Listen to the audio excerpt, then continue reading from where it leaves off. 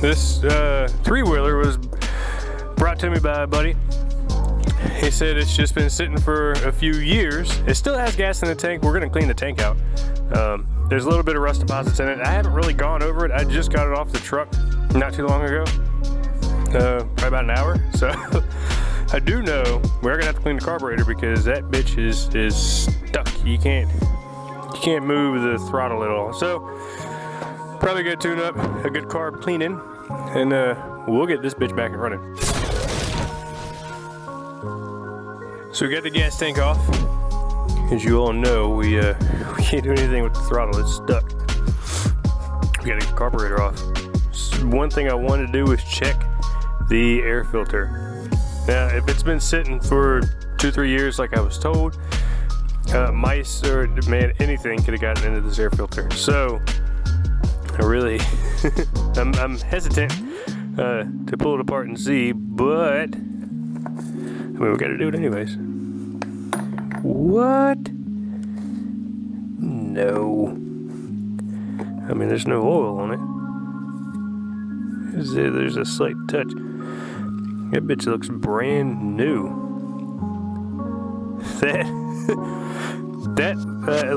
It does not happen. Even with some of the bikes that we have here in the garage that are stored, 8 months out of the year, and they're only ridden a couple months here and there. That's 3 or 4 times a year, and they go on 2-3 hour long rides. Their air filters don't look like this. This is all right. I like that. Gives me hope about the rest of the motor. So I'm really hoping that once we pull this carburetor off, we'll clean it up and see if we can get it to fire. What do you guys think of the view? Is this an okay view for the cam? Actually, came up with a pretty creative way to do this, so you guys see exactly what I see.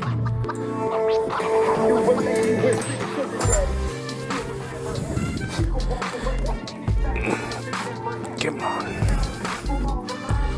This is the worst part about these little carburetors. Just getting them off. Okay, here's the carburetor. Now we can take this boot off. The screw looks stripped. We can actually spin this to where it's facing up, to where we can actually get in there with a screwdriver for the next time. Probably through that hole right there. You can smell the old gas. This thing. You know they needs clean, but you get some issues. So the idea, normally what we do is we get all the plastic, the rubber and everything out and off, and then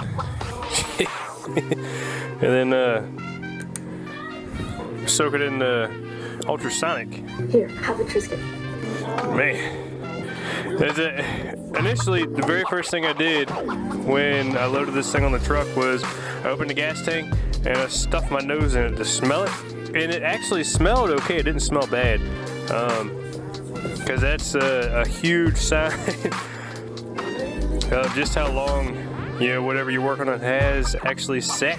If you can smell the gas, if it doesn't actually smell like gas, you'll know what I'm talking about. It smells like rotten rust and just disgusting shit, and that's what I'm smelling right now. And you can see it's dripping off the table. It's like an amber color. That's not good. Alright, so we're gonna take this off too, but not right now. I want to get this bowl off. I want you guys to see inside of the bowl. The screws are out, and it just I need to put some gloves on this. Normally I don't really use gloves with this stuff, but that gas just smells so toxic. Oh, it's coming. Oh yeah. Look at all that. Thing that fell out. Is that that's a leaf. That's kind of what I expected. These jets are just toast right now. So yeah, the float's not even, that float ain't, it ain't working for nothing.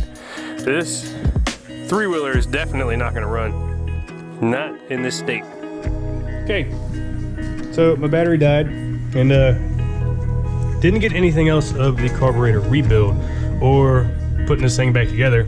But what we did, we cleaned the old carburetor as much as we could. We actually ran it through the ultrasonic a few times and it was able to run, but we couldn't get it adjusted to where it would actually idle and run efficiently. So we got a brand new carburetor, put that on there, put everything back together, and see if we can get this thing started. Woo! No problem. Okay.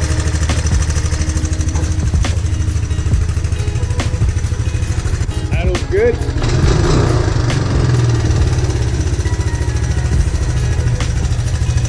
That's a beautiful thing. We are actually going to change the oil and all the fluids in this thing just because it's been sitting. But that's it.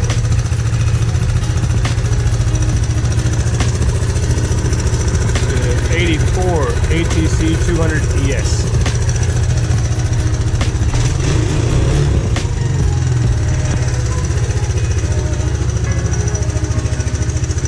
It's actually in pretty good shape for an 84.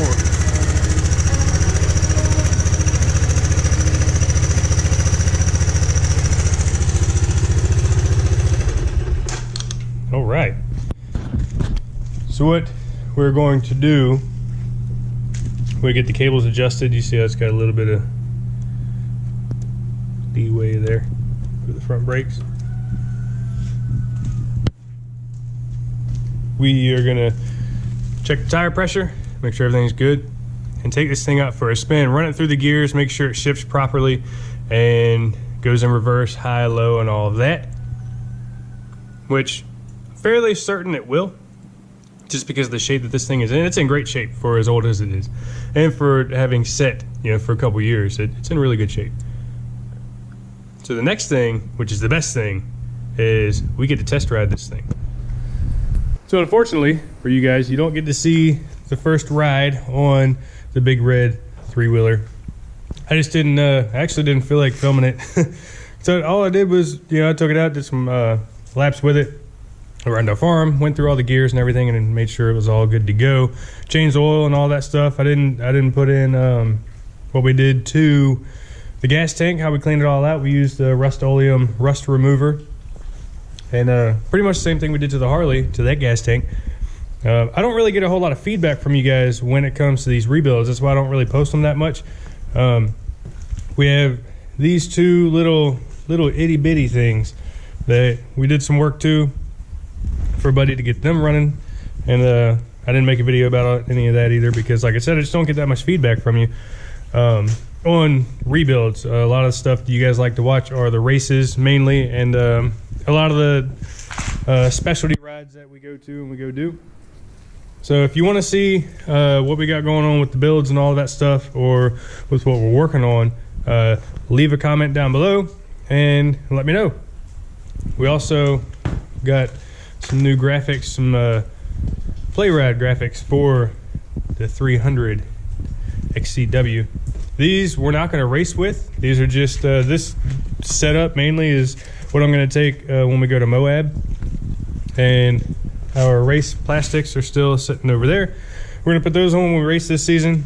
And we're going to keep these strictly just for the play rides and all that, because I tear up plastics and stickers like there's no tomorrow. So, especially during the races, and you guys know all that. In May, the Sicilian race team, a group of us are actually going out to Moab, Utah. We're going to probably start out doing 5 miles of hell. And then we have a lot of other trails that we're going to hit. And there's going to be multiple videos of our Moab trip, so don't worry. I will include you guys all the way. And I'll probably even do a live video a handful of live videos either on Facebook or YouTube or something. Depends on the signal that I get out there. And it's just going to be a great time. So look forward to that. We're getting a lot of new stuff for this bike just to take out to Utah. We're going to do rebuild the clutch.